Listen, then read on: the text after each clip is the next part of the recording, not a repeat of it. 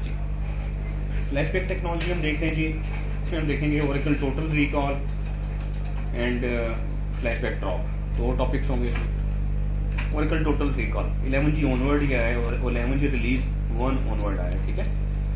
सो Oracle total recall में आप क्या कर सकते हैं, जैसे आप फ्लैशबैक थ्योरी आपने देखा, फ्लैशबैक वर्जन थ्योरी देखा, फ्लैशबैक टेबल आपने देखा, फ्लैशबैक ट्रांजैक्शन थ्योरी देखा आपने। फ्लैशबैक थ्योरी अगर आप देखें या फ्लैशबैक वर्जन थ्योरी देखें कि कब तक आपको पुराना डेटा ला के दिखा सकते हैं, जब तक रन है, ठीक है। लेट्स से अनडू रिटेंशन 10 घंटे और आप 10 दिन बाद उसको देखते हैं तो डेफिनेटली आपको डाटा नहीं नजर आएगा, ठीक है।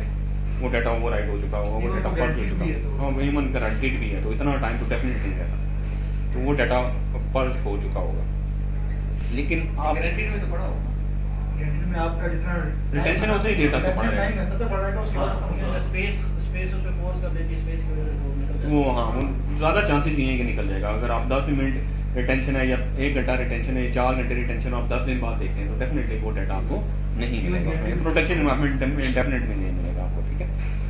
अच्छा, अब ओरेकल टोटल रिकॉल के थ्रू आप क्या कर सकते हैं, फ्लैशबैक आर्काइव्स क्रिएट कर सकते हैं और उन फ्लैशबैक आर्काइव्स में वो फ्लैशबैक आर्काइव्स टेबल्स को असाइन कर सकते हैं। जैसे एक टेबल स्पेस आप असाइन करते हैं किसी यूजर को, उसी तरीके से आप फ्लैशबैक आर्काइव क्रिएट करते हैं और टेबल्स के लिए वो फ्लैशबैक आर्काइव इनेबल करते हैं। अच्छा, फ्लैशबैक आर्काइव की रिटेंशन होती है, फ्लैशबैक आर्काइव की रिटेंशन होती है जी ईयर्स, 5 साल 10 साल 15 साल जितनी आप रखना चाहिए।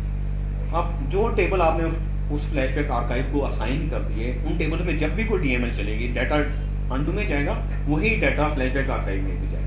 अनडू यस, अनडू में से तो डाटा पेज आउट हो जाएगा, रीडू की आर्काइव होती है या अनडू की आर्काइव? यस, ये अनडू की आर्काइव है। तो ये स्पेसिफिक टेबल्स पे होती है, रीडू तो हर हाँ ये स्पेसिफिक टेबल पे आप इनेबल करेंगे। अंडू के ऊपर जो है वो होता है यस मल्टीप्लेक्सिंग, यस, ये मल्टीप्लेक्सिंग तो इस तरह नहीं कह सकते, लेकिन ये डेफिनेटली अनडू की कॉपी होती है, ठीक है। और ये अनडू में डाटा जो है वो पर्टिकुलर टेंशन तक पड़ा रहता है, लेकिन फ्लैशबैक आर्काइव में डाटा आपका जितनी आप उसकी 5 साल की टेंशन है, 10 साल है, फ्लैशबैक से हो जाएगा जो इम्पोर्टेंट है। तो दिस इज वेरी इंपॉर्टेंट कि आप ऐसे टेबल्स जिनके ऊपर हिस्ट्री चेंजेस जितनी भी हुई हैं वो आप ट्रैक करना चाहते हैं, उनके ऊपर आप ये फ्लैशबैक टोटल रिकॉल इनेबल कर दें।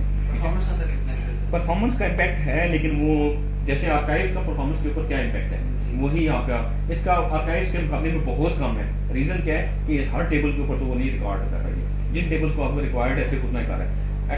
एटलीस्ट उससे तो बहुत बेहतर है कि एक टेबल के ऊपर आप ट्रिगर लगा रहे हैं वो चेंजेस कैप्चर करने के लिए, ठीक है। तो उससे तो बहुत ज्यादा फास्टर है, तो इसका इम्पैक्ट बहुत ज्यादा। हाँ, ट्रिगर क्योंकि कैप्चर भी कर रहे हैं, लेकिन नए टेबल में भी डाटा एंटर कर रहे हैं, तो बहुत सारे काम कर रहे हैं, ठीक है। हमारा टेबल है चेंज इन एनफोर्समेंट जितनी चीजें आती हैं वो उसको लगा दें तो वो उसकी साइड तो ये क्या करता है कि Oracle total recall automated tracking of historical database changes enables at the table level with your specified retention period, all subsequent changes are transparently stored and tamper proof, ठीक है। चेंजेस आप उसको नहीं चेंज कर सकते, ठीक है। Records older than retention periods are automatically remove and use flashback technologies to retrieve history select करके एज ऑफ टाइम स्टैम्प के हर टेबल की रिटेंशन डिफरेंट होगी नहीं, क्यों?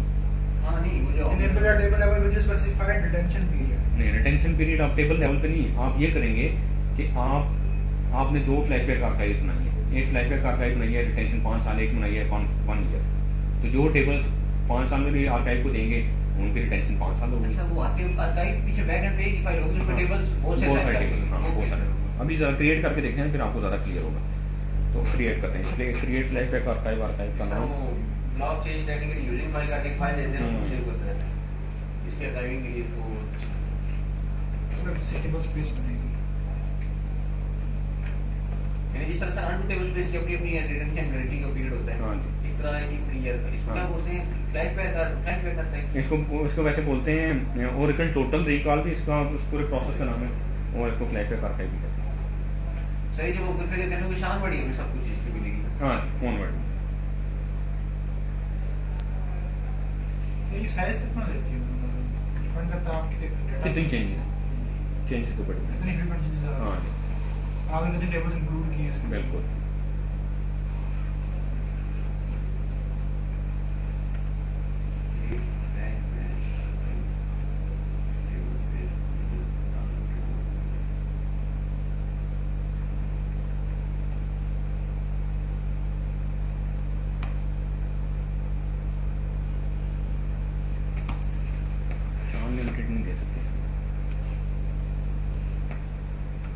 कीज में ओनली विद ऑन यूजर्स। नहीं, इसमें अनलिमिटेड का होगा, लेकिन वो देखना पड़ेगा सिंटेक्स के लिए। ठीक है, रिटेंशन टूल है। मतलब जो टेबल स्पेस यूजर्स है उसको यूज करेगा। हाँ, यूजर की टेबल स्पेस में जो फ्री स्पेस होगी वो आप कोई भी table space, multiple table spaces, एक फ्लैशबैक आर्काइव को बहुत सारे टेबल स्पेसेस या आप एक लिस्ट बना के वो बना alter flashback archive add table space बना। बेहतर नहीं अलग इसके लिए। नहीं बना। लेकिन इसके लिए बेहतर ये है कि आप अलग अलग बनाएं बनाएं। और उसके और फ्लैशबैक आर्काइव आप बहुत सारे टेबल स्पेसेस के ऊपर एक फ्लैशबैक आर्काइव रख सकते हैं। ठीक है, और एक टेबल स्पेस के ऊपर बहुत सी नहीं रख सकते।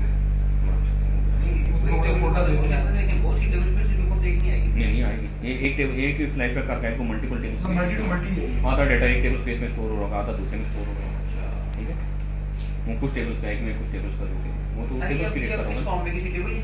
हाँ, एक्चुअली ये इंटरनल टेबल्स के फॉर्म में स्टोर करेगा, उनके बैकअप टेबल्स बना देगा। ठीक है, हमने क्वेरी कर सकते हैं। बिल्कुल कर सकते हैं। सिर्फ मल्टी टू मल्टी है ना, कि मतलब बहुत टेबल स्पेस पे एक बिल्कुल ऐसे ही। एक टेबल स्पेस पे कई। हाँ, alter table hr.test flashback author।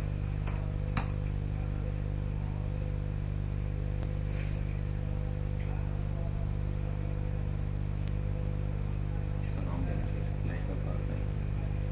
किसी कमिट का वेट नहीं कर रही। सारे बात कमिट का वेट कर रहा है, क्योंकि अभी हमने बहुत सारी वो अपडेट्स चलाई हुई थी ना।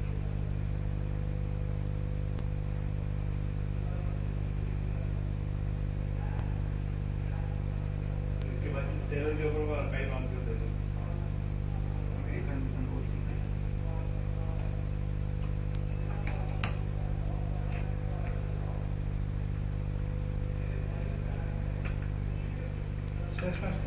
का नाम भी देंगे ना।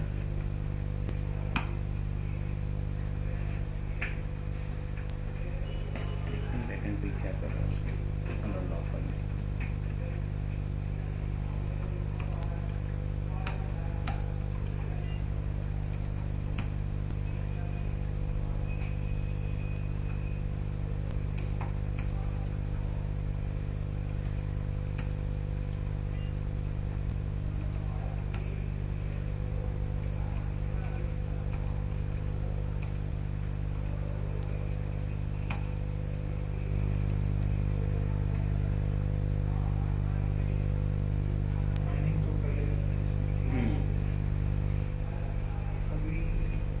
जी FBDA started एक प्रोसेस स्टार्ट किया टाइम लगेगा। टाइम नहीं होना चाहिए। फ्लैशबैक होगा। Flashback data archive first time शायद हो सकते हैं। हाँ, रोड टर्मिनल नहीं होगा नहीं वही है। और तुम भी वहाँ पे जाओ।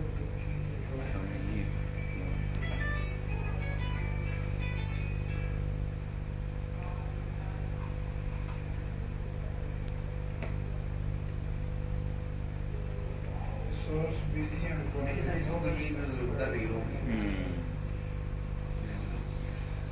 वो उधर अपडेट में हमें वो चल रहा हमने इंटरप्राइज मैनेजर में चलाई थी। हाँ, उसने ब्लॉक किया। ठीक है जी। अच्छा, ये फ्लैशबैक आर्काइव अब आप उस टेबल पे कोई भी अपडेट करेंगे,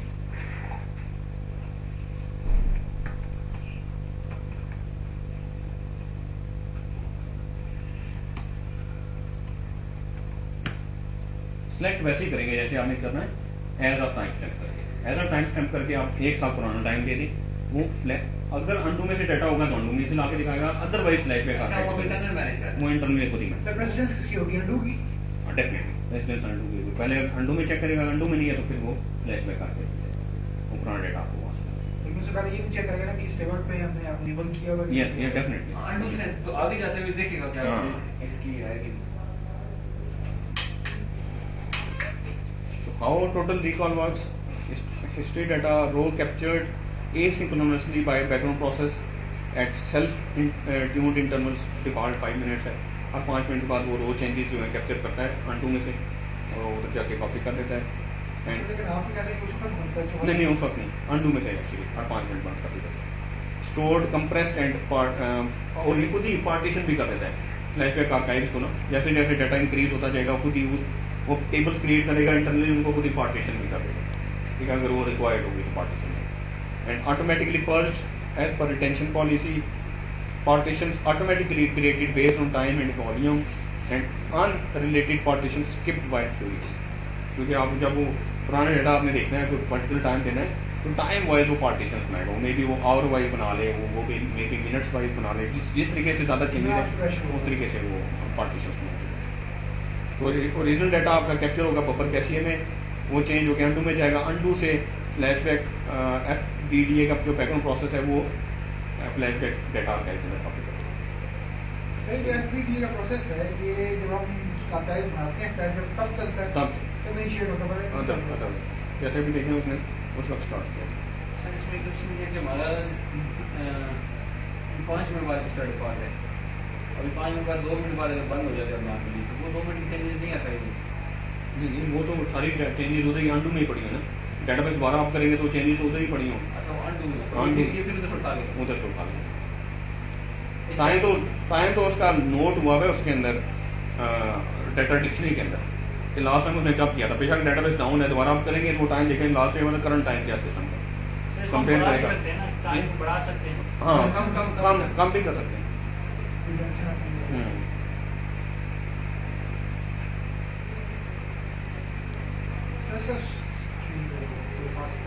हाँ इफेक्ट नहीं है। क्रिएट फ्लैशबैक आर्काइव, आर्काइव का नाम अच्छा डिफॉल्ट भी सेट कर सकते हैं आर्काइव को, क्रिएट फ्लैशबैक आर्काइव और आगे डिफॉल्ट का कीवर्ड देते हैं आर्काइव का नाम देते हैं, तो ये आर्काइव बनेगी और ये डिफॉल्ट सेट हो जाएगी। आपको जब आप किसी टेबल पे इनेबल करेंगे फ्लैशबैक आर्काइव का नाम नहीं देंगे तो ये उसके लिए सेट हो जाएगी, ठीक है। अगर आपको ये आपने डिफॉल्ट कोई नहीं सेट की हुई तो आप कर सकते हैं अल्टर फ्लैशबैक आर्काइव, आर्काइव का नाम सेट डिफॉल्ट, अगर आपने क्रिएट करते हुए डिफॉल्ट नहीं सेट की तो।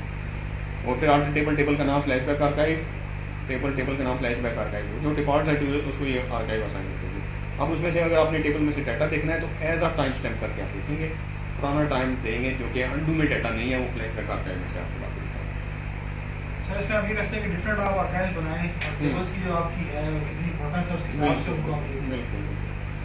अच्छा आप क्या कर सकते हैं, स्पेस ऐड करनी है फ्लैशबैक आर्काइव में, या तो उस टेबल स्पेस में नई डाटा फाइल्स ऐड कर लें या उस फ्लैशबैक आर्काइव को एक और टेबल स्पेस भी असाइन कर लें। अल्टर फ्लैशबैक आर्काइव, आर्काइव का नाम ऐड टेबल स्पेस का नाम कोटा और कोटा दे दें। अल्टर फ्लैशबैक आर्काइव, आर्काइव का नाम मॉडिफाई रिटेंशन और रिटेंशन आप चेंज कर लें। अल्टर फ्लैशबैक आर्काइव, आर्काइव का नाम पर्ज बिफोर टाइम स्टैम्प और टाइम स्टैम्प दे दें, उससे पुराने का डाटा पर्ज कर देगा। और ड्रॉ फ्लैशबैक आर्काइव, हमने रिटेंशन रखी 2 साल और 1 साल से पिछला पर्ज कर दिया तो चलेगा, क्योंकि आप फोर्सफुली खुद कर रहे हैं, और एक बार आपको आप खुद कर रहे हैं। वैसे बाय डिफॉल्ट वो 2 साल के बाद खुद करेगा, अगर आपने कर दिया लेट से आज का से पुराना डाटा खुद ही पढ़, आप फोर्सफुली पर्च करना चाहते हैं तो फिर आप कर सकते हैं, फिर वो रिटेंशन को डेफिनेटली नहीं मिलेगी। सर ये सिस्टम टाइम स्टैम्प हमारे से इंटरवल डाटा टाइप्स हमने पढ़ी थी स्कूल में, इंटरवल ईयर टू मंथ और इंटरवल डे टू सेकंड, तो ये टाइम स्टैम्प वो आप ये भी कर सकते हैं जैसे हमने अभी तक किया है कि एक दिन में से हमने क्या एक टाइम में से हमने माइनस किया था 1 मिनट या 5 मिनट, तो हम ये भी मैं सिंपली ये करता था ना टाइम स्टैम्प माइनस इंटरवल 1 और आगे सेकंड मिनट लिख देता, तो वो सिंपली 1 मिनट माइनस को भी कर देता। तो ये इंटरवल डाटा टाइप्स को आप इस तरीके से यूज कर सकते हैं। सर आपने जो आखिरी पॉइंट ड्रॉपिंग वाला ये ड्रॉप फ्लैशबैक असाइन, हाँ अब ये वो आर्काइव हमने ड्रॉप कर दी जिनके कुछ को असाइन हुई थी वो खत्म हो गई। हाँ उनके आर्काइव में होगी नहीं, ना वो इंडेफिनिटली जो आर्काइव असाइन थी आपने डिफॉल्ट बनाई एक नॉन डिफॉल्ट, आपने उसको नॉन डिफॉल्ट असाइन की एक टेबल को, ओके जस्ट को नॉन डिफॉल्ट असाइन कर, अब वो नॉन डिफॉल्ट आपने ड्रॉप कर दिया, अब उसको ये नहीं होगा, होगी नहीं है वो डिफॉल्ट नहीं होगी होगी।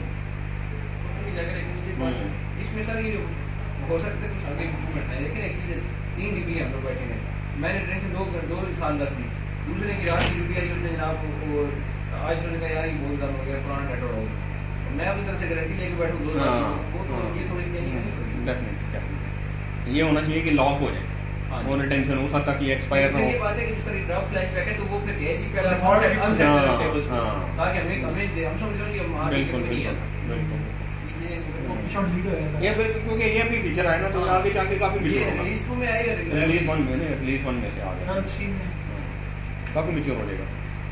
ठीक है जी, यहीं तक रखते हैं।